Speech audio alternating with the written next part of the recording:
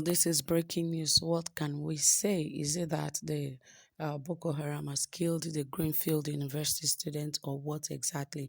Remember the last time they increased the money for the ransom for the students, and up to this moment, the ransom has not been paid. But I don't know why the government would negotiate for some and would not negotiate for others. Remember that the other students of the School of Forestry, the College of Forestry, were actually negotiated, and perhaps ransom was paid, and they were finally released. But I wonder why they did not negotiate all of the students together so that they will all be released.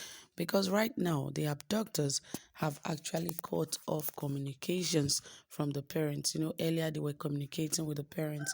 If you don't bring this amount by this time, this is what and all.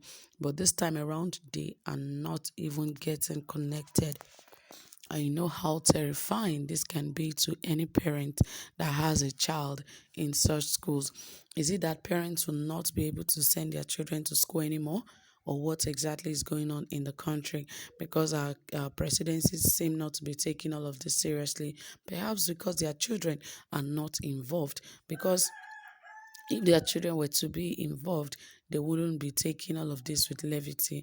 They would take it seriously. And, this is beginning to spread to the South. And, it was part of the reason the Southern governor said they don't want any form of open grazing in their region anymore. But you know what? Mietiala and the likes were saying that all of these are going to cause disintegration, that whatever comment that will cause there to be disintegration in the country should be avoided, that whatever thing that will not make there to be unity, that it should be avoided. But obviously, everyone can see what is going on in the country, how some regions are trying to oppress other regions, and nobody is saying anything about that. But when they decide to take a position on where to stand, you begin to see heads of the presidency rolling and all of that. People just come up with different things that people are trying to cause disintegration and all of that in the country. I don't feel all of this is really right, but I think they should do something about it. Now, let us dive into the details of what the abductors really want this time around, because now that they have cut communications from the parents, what is the next line of action? What is going to happen? Anyway, let's hear what they told the parents before they cut off that communication and all of that. More details, guys. But please, if you haven't subscribed to our channel, please ensure you hit the subscribe button, give this video a thumbs up, turn on the notification bell, and ensure you like and share our videos. All right, guys, without further ado, let us dive right into the details of this report. Yes, parents of the remaining 16 abducted students of Greenfield University, Kaduna State, have been thrown into further confusion following the decision of the kidnappers to cut further communications with them. Bandits invaded the school on April 18 and abducted 22 students and a staff they initially demanded 800 million naira for the release of the students. However, to push their demand for ransom, they killed 5 of the students on 2 occasions when negotiations were still ongoing.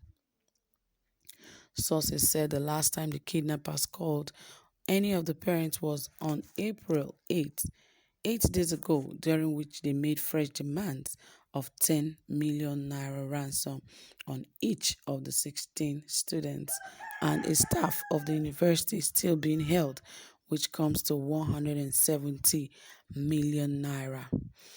Obviously, we can see from 800 million naira to 170 million naira. Prior to this, the parents had collectively paid 60 million naira ransom without getting a result. The decision of the kidnappers to cut communications for days have been causing great anxiety among the parents, with some of them afraid for the lives of their children. We don't know what is happening again. We don't know what is happening to our children. The kidnappers are not talking to us anymore. They have been threatening to kill them if we don't pay more, and suddenly we are not hearing anything again. We are so scared and praying that God will touch their hearts not to harm our children. We are anxiously waiting for them to call and say something so that we will know that our children are still alive. remarked one of the parents yesterday. The distraught parents are appealing to President Muhammad Buhari to help secure the release of the students before something sinister happens to them. Speaking in Kaduna yesterday during a special prayer session for the release of the students, spokesman of the parents, Mr. Marcos Zamia, urged Buhari to use his good office to secure the release of their children. According to him, the kidnappers have demanded 10 million naira for each of the parents of the students, making a total of 160 million naira for 16 students. We are worried about their safety. The innocent students have spent 24 days in the kidnappers' den.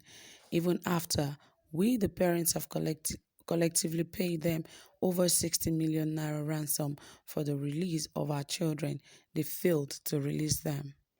We, the parents, are appealing to the federal government to assist us to pay the ransom demanded or find any other way to ensure the safe return of our children, Zamir pleaded.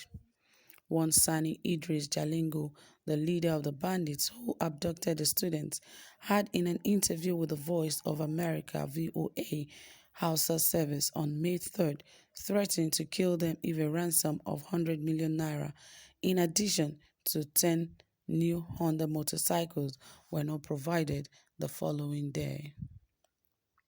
Jalingo confirmed that the families of the abducted students had already paid 55 million naira, adding that money had been spent on feeding the students. One of the students was released after his parents paid 20 million naira ransom to the bandits. The Kaduna State Governor Nasir El-Rufai has not helped matters by openly declaring that he would not pay ransom to kidnappers. However, he has not been able to motivate the rescue of any of the abductees since his declaration. Security agencies have also been lethargic in their approach to freeing the Greenfield 17.